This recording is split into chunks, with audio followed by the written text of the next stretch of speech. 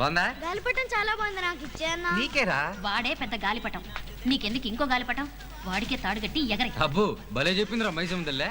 కరెక్టే, గాలిపటం ఎగరడానికి తాడు కావాలి, మనిషి బ్రతకడానికి తోడు కావాలి. తాడుంటే ఎలాంటి గాలిపటం అయినా చుక్కల్లోకి వెళ్తుంది, అలాగే తోడుంటే ఎలాంటి గాలిన కొడుకైనా గోలు కొడతాడు. కేసు లేకుండా బిల్డింగ్ నిలబడదు బాబు, కేసు లేకుండా నిన్ను లేపేస్తారు బాబు. చా అవును, షకీల మీద ఒట్టు. షకీలనా? ఆవిడెవరు? ఇంకెవరు? తమ సెకండ్ సెటప్. ఎక్కడ చెట్టప్ప?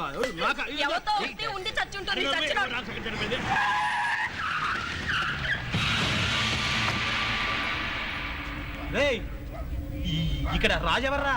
హలో మాయా, నేనే. బాబాజీ నిన్ను రమ్మంటున్నాడు. హలో అన్న రాడు, అవసరమైతే ఆ క్యాబేజీని ఇక్కడికి రమ్మను. అరే గుట్టాను ఉండరా. కాలనీ పీపుల్స్, ఇప్పటికైనా తెలిసిందా మన రేంజ్ ఏంటో? మన కోసం ఎన్ని బండ్లు వచ్చాయో చూడండి. 1 2 3 4 కార్స్. బాబాయ్, మనం ఏసీ వేసుకుని జల్లికి జీని కలుద్దాం, పద. పద.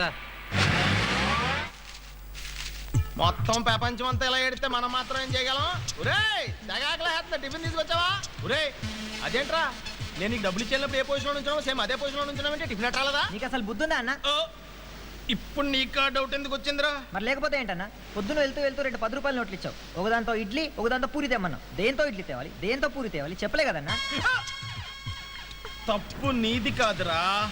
ఆ కుడి చేతిలో 10 రూపాయలతో ఇడ్లీ, ఎడం చేతిలో 10 రూపాయలతో పూరి అట్రా ఎల్లో. అది ఇలా క్లియర్ గా చెప్పే బాగుంది. ఏదవా కన్ఫ్యూజ్ నువ్వు.